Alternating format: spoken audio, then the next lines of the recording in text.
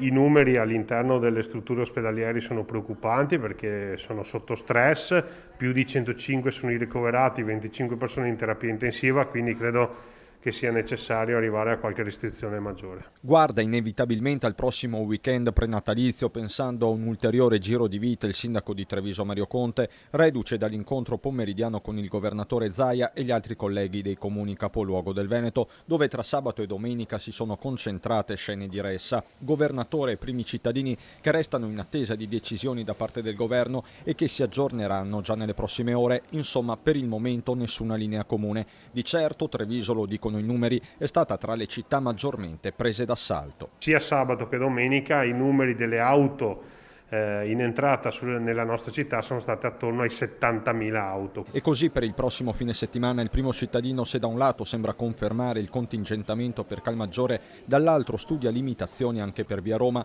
ma non basta certo mettere una transenna, servono operatori di polizia e volontari. Stiamo studiando delle soluzioni anche per quel tratto là, ma se è già difficile da un punto di vista organico chiudere il Calmaggiore, figuriamoci se dovessimo arrivare fino a Ponte San Martino. Significa aumentare di molto la necessità di persone a disposizione. E che la città a causa Covid sia cambiata lo dice anche la classifica annuale del Sole 24 Ore sulla qualità della vita, dove Treviso perde ben 21 posizioni, dall'8ª alla 29 in 12 mesi. Credo che la classifica di quest'anno sia fortemente condizionata dal fattore Covid, perché tutte le città maggiormente colpite hanno avuto purtroppo una ripercussione dal punto di vista della classifica, lo testimoniano anche i dati.